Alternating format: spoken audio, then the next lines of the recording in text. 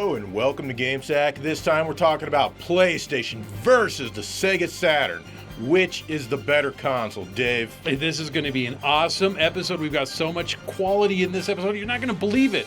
And that's unusual for a GameSack episode. Yeah, very unusual. But anyways, let's start it out. Joe, tell us what's the difference between the two hardwares?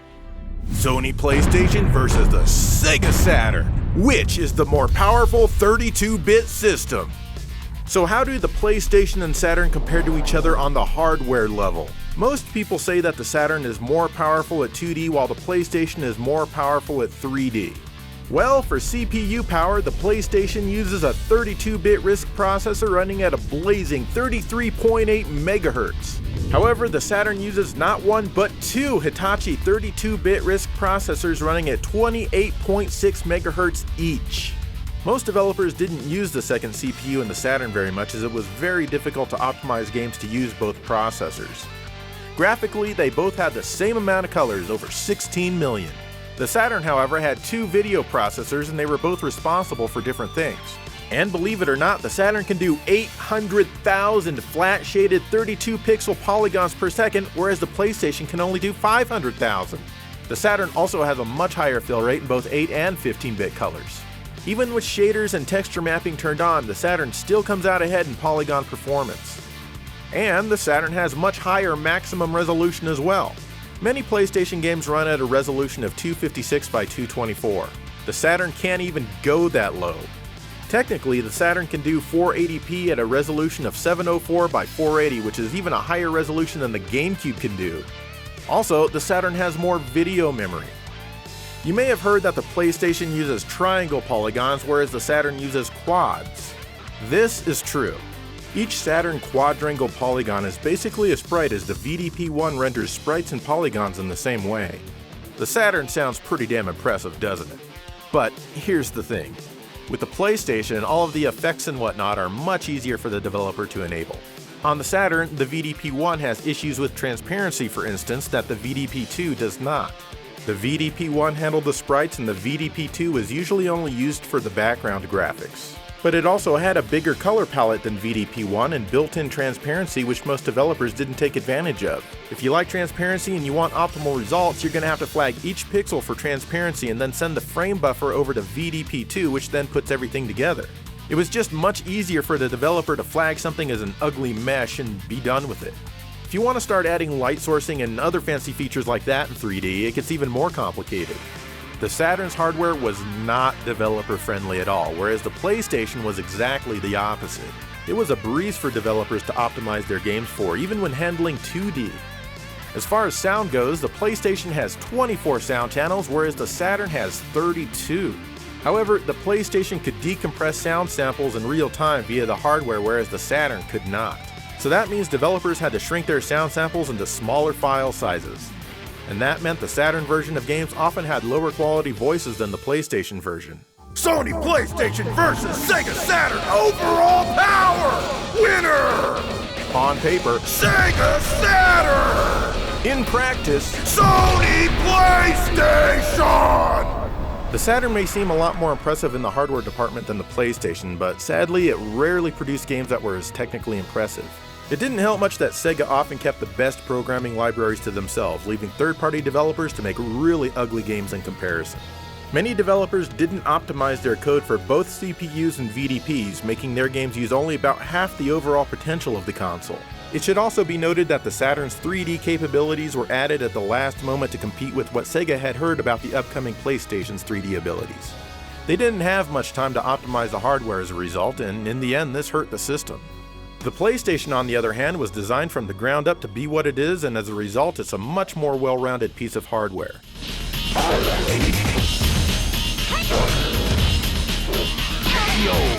Okay, there you have it. That was an awesome video, and I really like how you tried to squeeze in that the Saturn was a more powerful system.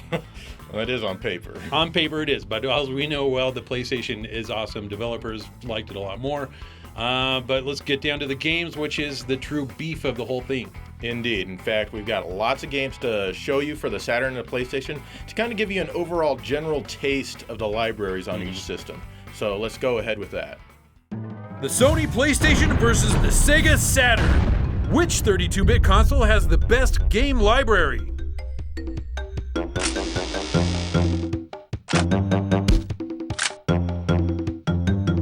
The PlayStation was and still is a great system in my opinion. When Nintendo dropped the whole CD add-on for the Super Nintendo, I was pretty sad as I really wanted a Zelda game on CD. Luckily, Sony kept on developing their CD system and eventually released the PlayStation. And as it turns out, the PlayStation went down as a huge success, so let's stack it up against the Saturn. While the system didn't have a mascot right away, it only took about a year for the first real contender to come out, and that was Crash Bandicoot. This was a very solid title by Naughty Dog that had a lot of great platforming elements and a ton of boxes to break and stuff to collect. There was many play styles from side-scrolling to going into and away from the screen. It had great boss fights and a pretty good soundtrack. And this was just the beginning of a successful series.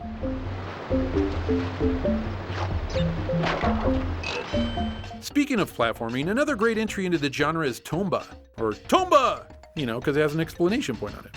While in no way a mascot, this side-scrolling action game packs a lot of personality. Tomba has a cool technique for killing his enemies by jumping on their heads and being able to ride them for a moment. Being a pig is embarrassment enough, but being ridden before you die? Oh man, now that's embarrassing. It's hugely colorful with well-drawn cutscenes and a decent soundtrack.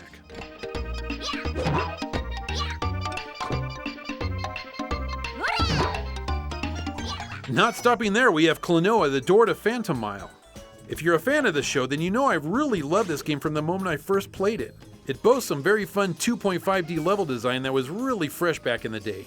I would love how levels would just turn around objects, giving the illusion of 3D. I mean seriously, Joe had a Saturn back then and I don't ever recall anything this fun. This one also has a great soundtrack and likable characters. I used to think the voices were cute at the time, but nowadays, they're just horrible. Still, the game is amazing. Moving on to some action-adventure games, look no further than the PlayStation for this genre as it has a way better selection than the Saturn. Firstly, and probably the best action-adventure game for the system is Metal Gear Solid. Stealthily move Solid Snake around each area without being detected by enemies. I normally hate games where you have to sneak around and try to be stealthy, but this game is the exception. Hideo Kojima actually made it fun to be a sneaky bastard, and even if you are seen, who cares because you can just dispatch your enemies and move on. The soundtrack is perfect for the gameplay and even nice to listen to outside of the game. Hey Saturn, where's your Metal Gear? This game easily made Saturn owners break down and buy a PlayStation.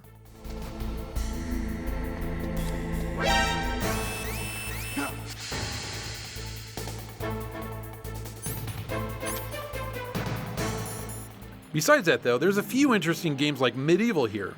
It's a less serious game, but still just a fun adventure where you play as a resurrected corpse.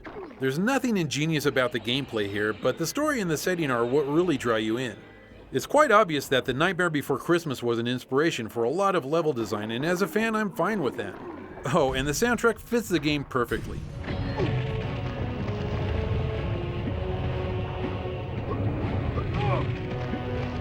Well, what about RPGs, you say? The Saturn has Panzer Dragoon Saga, you say? Well, have you heard of a game called Final Fantasy VII? Yes, Square made an RPG so huge that it wouldn't fit on a Nintendo 64 cartridge, so they had to put it on a CD-based system, and that system wasn't the Saturn. They chose the PlayStation, and probably for damn good reason, and that reason was money. But whatever, all I know is that it never made it to the Saturn. This epic RPG tops a lot of best of lists, and deservedly so. It's massive, has a great storyline and fun combat.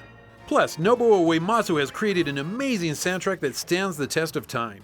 There's so many good songs on the soundtrack that you'll be humming them long after you turn the power off. The PlayStation is your go-to system for RPGs. It has traditional RPGs in droves like Suikoden here. This 2D game from Konami is filled with politics and corruption and twists and turns. The battles are straightforward, and with a quest that'll last about 45 hours or so, you won't feel that it's dragging on too long. The cool thing about this RPG is that there's 108 characters to collect.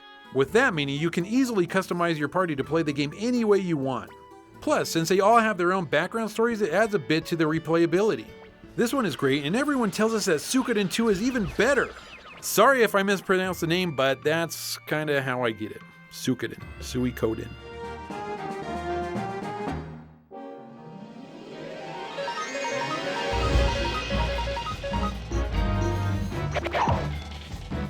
If you're into strategy RPGs, the PlayStation has a lot of these also. My personal favorite is Vandal Hearts by Konami. The reason I like it is because it's a straightforward game and there's not a lot of small items to worry about. You watch the story unfold and then you go into battle. Battle is fun and easy as you try to flank your enemies and go for the kill. And who doesn't like to see a fountain of blood from the foe that you've just slain? It's satisfying and I never get sick of seeing that. The game looks a little rough around the edges now, but it's still highly enjoyable. It has a decent soundtrack and will take about 30 hours of your time, which is just right.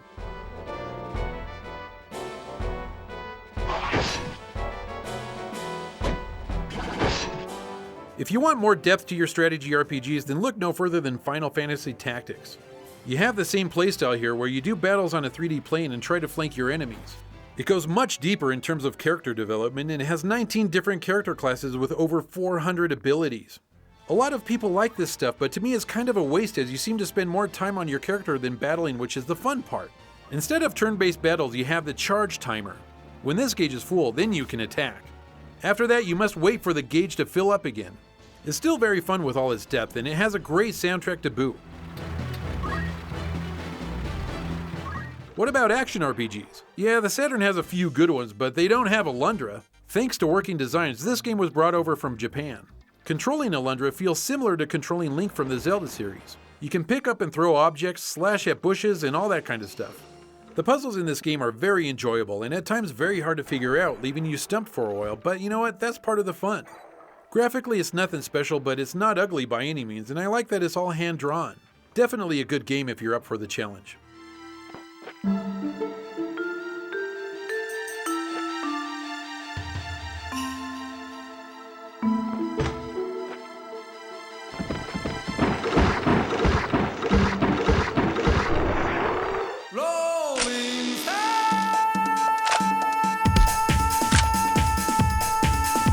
The Saturn really does have a lot of great games. Games like Daytona USA. While it may not look quite as nice as Ridge Racer on a PlayStation, it definitely has a lot more personality to it. And in my opinion, it's a lot more fun to play. It also has a whopping 3 courses to race on. Ridge Racer has 1. Give me Daytona USA any day. You can even get the Super Turbo Championship Edition for a total of 5 courses. But to me, this one is a lot more difficult to control. And there are other great racing games like Sega Rally Championship. This is probably the best racing game on the system and it's full of arcade goodness. Sure, it's not a simulation like Gran Turismo with thousands of cars, but honestly I prefer arcade goodness to boring simulations.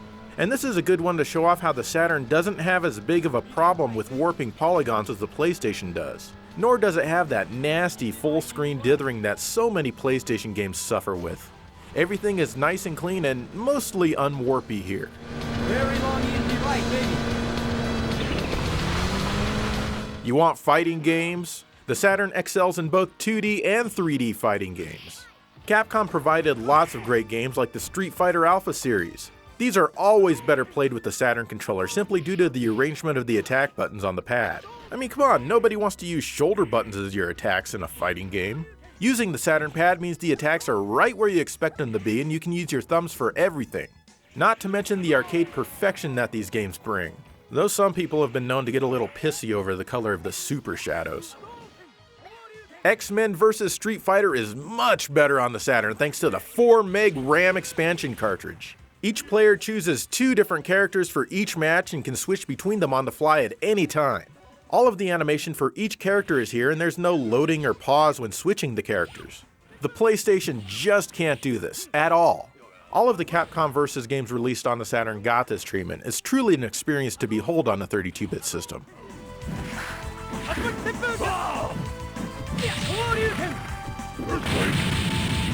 The Saturn has some great 3D fighting games as well, like Virtua Fighter 2 here. This game really blew away people's perception of the Saturn when it was released. Not only does it run at a high resolution of 704 by 480, but it also runs at not 1, not 2, but 60 frames per second. Well, fields per second since it's interlaced, but the effect on screen is similar. The animation is all very fluid. And it's a good thing too, because you're going to need to react quickly to your opponent's attacks. The game is a lot more in-depth than a lot of people give it credit for, but you can mash buttons on the easiest difficulty and make it about halfway through the game to get a taste. The game also features ring outs, so you've got to be mindful of where you are. It's a really fun game that's tremendously impressive for its time that also happens to be the console's best-selling game ever.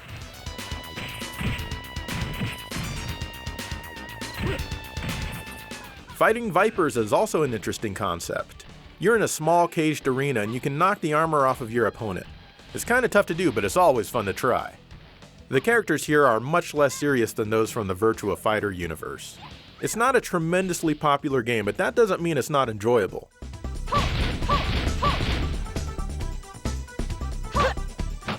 Or how about Fighters Mega Mix? This one takes characters from Virtua Fighter, Fighting Vipers, and more and crams them into a single game. This one has multiple fighting styles, lots of stuff to unlock, and a great sense of humor. And there's no ring outs here. You're either in a cage or on a flat, infinite plane. And by the way, that's one thing the Saturn can do better than any other system. Flat, infinite planes. If that doesn't impress you, nothing will. This one is definitely a must-own, so check it out.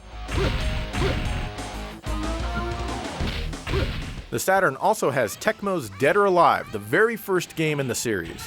Producer and director Tomonobu Itagaki says this is the definitive version of the game, preferring it over the arcade and PlayStation versions. Like Virtua Fighter 2, this one runs in high resolution and at a high frame rate. Instead of having ring outs per se, the ground explodes if you land on the weird gridded area. This weakens your character, and as you can imagine, it's advisable not to let it happen to you. Beyond this large gridded area is where you can actually get a ring out. There's also an option for bouncy boobs. Only the immense power of the Sega Saturn combined with the genius of Itagaki can provide for such realistic boob physics in a 32-bit game. If you're a hornball and you know next to nothing about physics or how boobs work, then this is the game for you.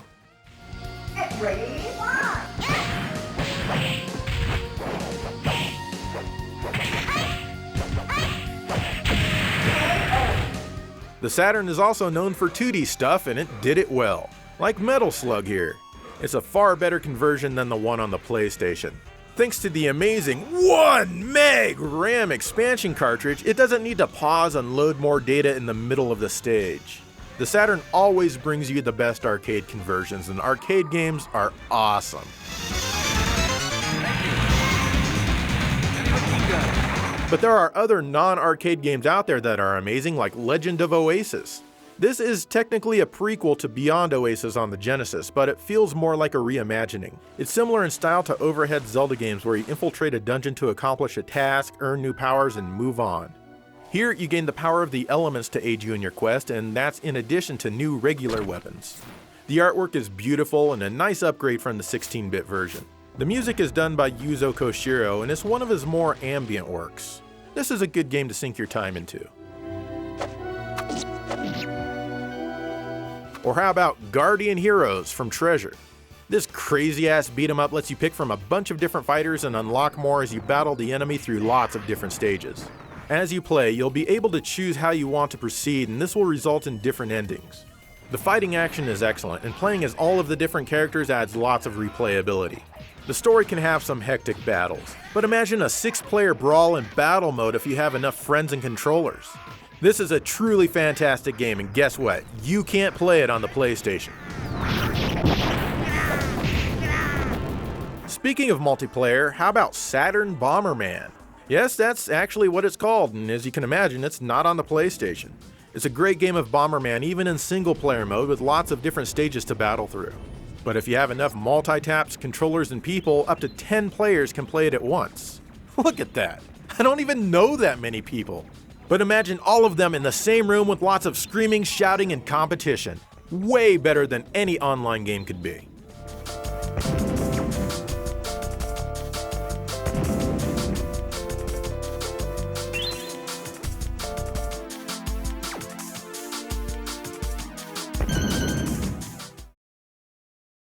All right, we're back, and just like you want, you'd like to actually watch us talk instead of seeing videos of gameplay footage, right? Indeed.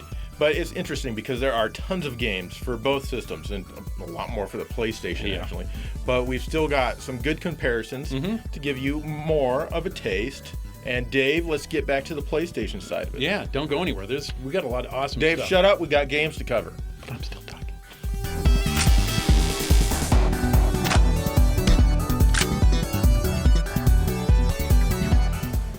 The Sega Saturn definitely has some great racing games, but the PlayStation isn't a slouch when it comes to this genre. If you like simulation racing games, then you already know about Gran Turismo 2.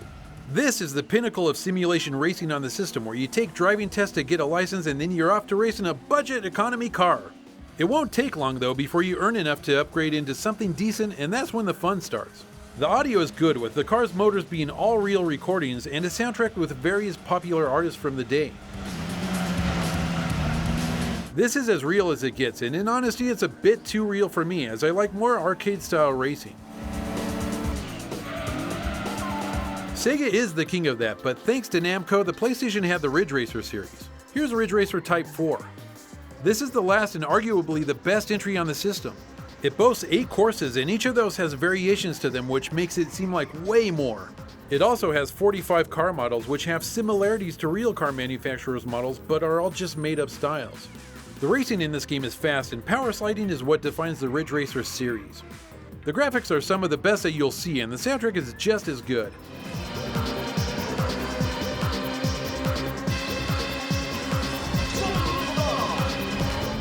One genre that the Saturn is almost completely missing is combat racing.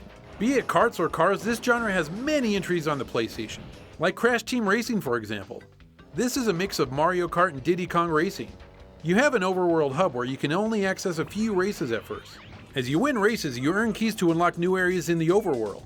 Racing is awesome as you collect weapons, take out your opponents, and power slide around tracks to finish in first place. Track design is amazing, and this is just an all-around great game.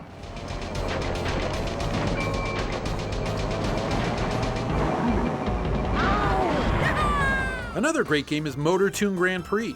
Made by the same guys who made Gran Turismo, this Toon Racer is beyond fun. Just like other racers in the genre, you can collect weapons on the road to help you get into first place. At the time, I really liked the track design in this game, and the backgrounds were always eye-catching. It may not look amazing by today's standards, but it's still very playable and fun.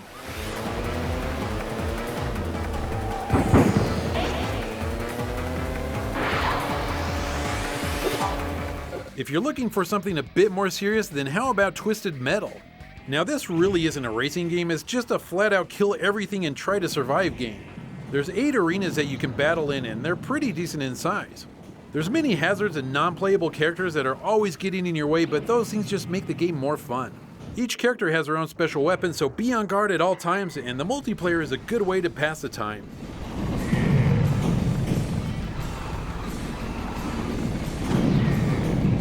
Speaking of multiplayer, do you like fighting games? Yeah, the Saturn might have that 4 meg RAM card thing, but that's not going to stop the PlayStation from having some great fighters. If you like 2D fighting games, then how about trying Guilty Gear? Sorry Saturn fans, but the first game was only on the PlayStation. This fresh entry into the genre was an immediate success. Arc System Works did their homework and made a nice, balanced fighting engine. There's loads of combos and moves to master in this game, and even though the PlayStation controller really isn't geared towards fighting games, it's pretty easy to pull off combos.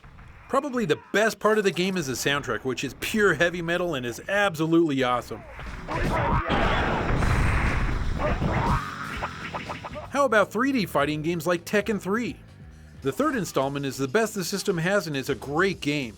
The fighting is very balanced and each fighter has tons of techniques to learn.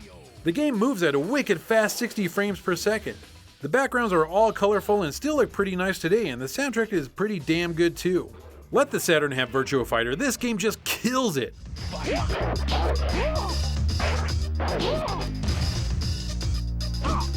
Soul Blade was another great new IP at the time by Namco. This weapon-based fighter is where Soul Calibur started out, and it's easy to pick up and hard to put down. Even today, I'm blown away by how awesome the game's CG intro is, and that song really gets you pumped up to fight. This game has lots of different fighters and weapons and some great backgrounds to fight on. And who knew a classical score would fit so well with a fighting game? I didn't, but I love it. Battle 2, fight.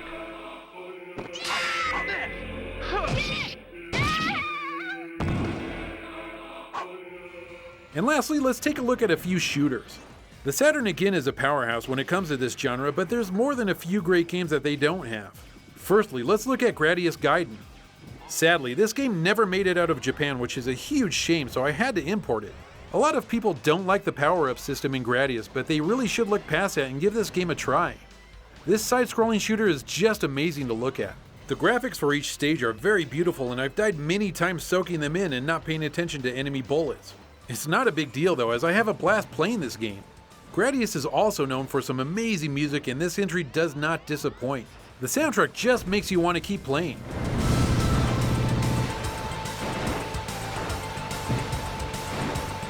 Another great side-scrolling shooter is Einhander from Square. Square proves that they can take any genre and make a good game out of it. This was a fun game mainly for its weapons system. I like being able to take your enemy's weapons from them after they're dead. You can have 2 weapons at a time, and mounting them on top of your ship or on the bottom makes a difference in how they fire. Luckily, you can switch them on the fly and figure out which way is the best. The atmosphere of the game is dark, but I like it, and of course the soundtrack is just awesome. And if you like vertical shooters, then the Raiden Project is a great title. There's lots of enemies and lots of bullets and lots of death. I love it! This disc features the first 2 games in the series. The graphics are great, and I love how everything blows up and leaves craters. The music is very enjoyable, especially in Raiden 2. This was a great launch title for the system and is still a kick-ass game to play. These are just a few of the hundreds of great games for the system, and with these titles it's easy to see why the system became so popular.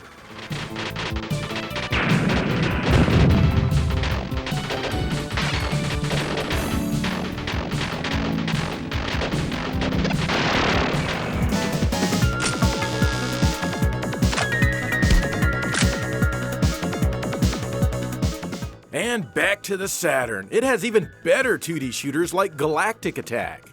This is known as Layer Section in Japan. It's one of the better overhead shooters that exists in my opinion, at least in my top 10. Nobody paid attention to this release, and it's too bad because it's really fun. You shoot flying enemies with your normal weapon and use a lock-on thingy to target enemies below you. It's very challenging but totally worth it. An even more amazing vertical shooter is Radiant Silvergun. It's by Treasure, so you know it's not a run-of-the-mill game in any regard. You have 6 different weapons that you can choose from at any time just by pressing a different button on the amazing 6-button Saturn controller. You also have a sword to collect the pink bullets to build up a super attack.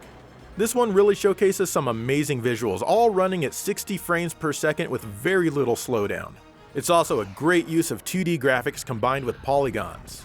Treasure sure knew how to use all of the processors and VDPs in the system. The PlayStation has absolutely no equivalent to this. Like Guardian Heroes, you can get it on the Xbox 360, but we're not talking about that generation in this episode.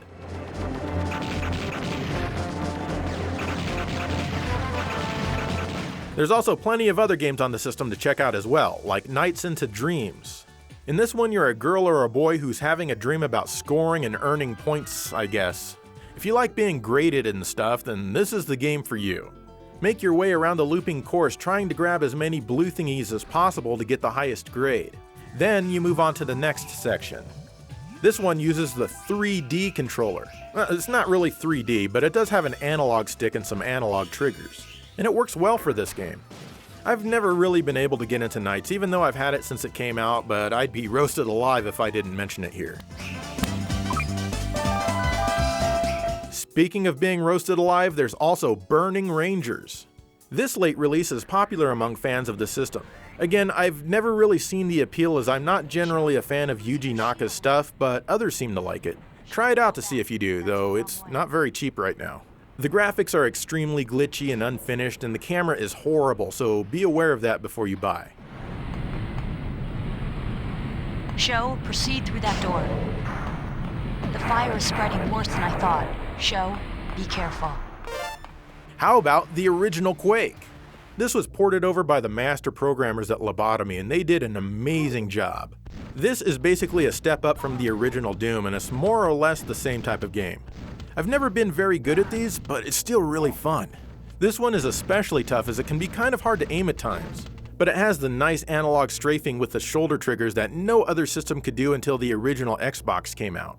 The frame rate is pretty damn smooth, and there's lots of times that light source shading is used. I really like the creepy ass music too. You can't go wrong with this one, especially if you own the analog controller. This wasn't ever finished and released for the PlayStation. Instead, all they got was Quake 2. And which would you rather have? The original game or the improved sequel with new features? That didn't quite come out like I wanted it to. Anyway, Quake on the Saturn is awesome.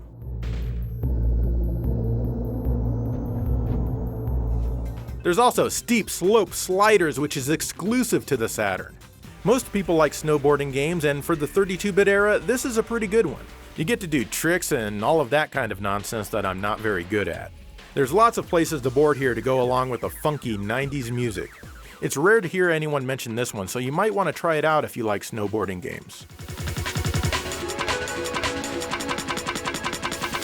Most hardcore gamers love RPGs, and the Saturn has some that are totally worthy, like Shining the Holy Ark. This is a great follow-up to Shining in the Darkness on the Genesis. You spend the entire game in first-person mode while listening to some excellent music. I love the menu system employed by games in the Shining universe, and it makes doing what you want to do a breeze. The visuals are pretty cool too, and I like some of the monster designs.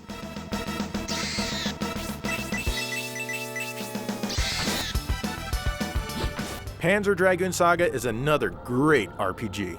This one isn't as accessible due to what it costs these days, but we can't hold that against the Saturn platform itself, can we? No, we can't. They did an amazing job taking the Panzer Dragoon universe and making an RPG out of it. I really enjoy the battle system here with the charging meters and the danger zones. It's not as long as a regular RPG, but that's perfectly fine with me. It's good enough to play through multiple times, and believe me, you're definitely going to want to do that. It's so unique, and it really stands out from other RPGs out there. This is an absolute must-play.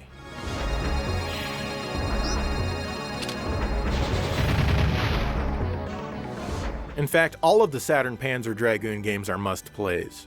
The first one was a launch game and features an amazing soundtrack to go along with the on-rail shooting experience. The second game is even better. You start out with a baby dragon and it grows as you use it, morphing into different styles depending on how you play. Anyway, back on track with RPG-style games. Let's not forget Dark Savior. This is an isometric game with lots of cool puzzles and areas to explore. It's made by a company called Climax, and that's exactly what you're gonna do when you play this one. You can use the analog pad to look around to see if maybe there's something you missed. It's pretty damn cool. There's also fantastic strategy RPGs like Shining Force 3. Shining Force was always amazing on the Genesis, and this one takes it to the 32-bit level. If you can handle copious amounts of dialogue, you'll love this one. Yes, there's a lot more dialogue than action in this game, but the strategy action itself is superb.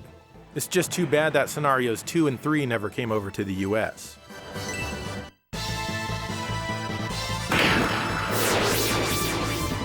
And one strategy game that should not be overlooked is Dragon Force. You take control of the leaders of huge armies and then pit them all against each other in crazy-ass battles. This one has a steep learning curve, but it's worth it. It's also very easy to forget how to play, which explains my performance in this footage. Still, check it out as it's definitely one of the top games on the system. The Saturn and its games truly cannot be ignored, and you are missing out if you do.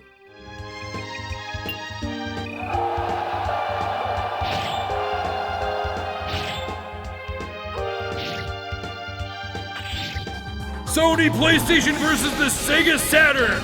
Winner, Sony PlayStation! And there you have it, the PlayStation is definitively the better console. Joe, you're going to offend a lot of Sega fanboys out there by saying that, but I'm glad you did. It's true. The PlayStation had much better games on it. I think it was mainly because, not mainly, but I think a portion of it was because of Sega of America not importing some of the good stuff. Which is why I included some of the Japanese games on Yes, there. you did. I was going to say you had to include some Japanese games just to make your library look better. But Well, it's true. I personally would rather play the Saturn over the PlayStation. I like the Saturn better than PlayStation, but we've got to be realistic here. The PlayStation has a lot more games. It has a lot more really good games, and they did a lot more technically impressive things with their system. Yes. So I've got to look, reality in the face and say PlayStation wins, although I don't want to. yeah, and you're the bigger man for saying that, and that's awesome. So what do you guys think? What is the better system in your opinion? We'd like to hear it, and I know Nintendo fanboys out there would like to say Nintendo, but we're not talking about Virtual Boy here, so. Anyway, let us know, and in the meantime, thank you for watching GameSack.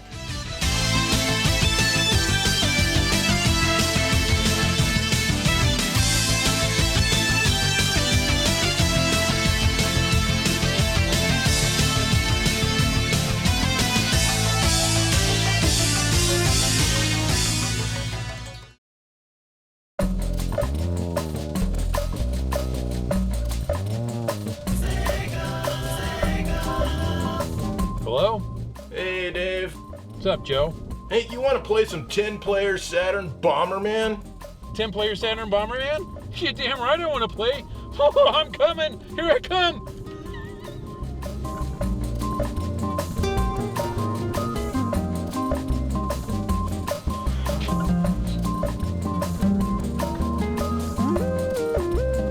Dude, where is everybody? Dave, I don't even know 10 people. I was hoping you'd bring some people. I only know one person, Joe, and that's you. Do you want to play some 2-player Saturn Bomberman then? No.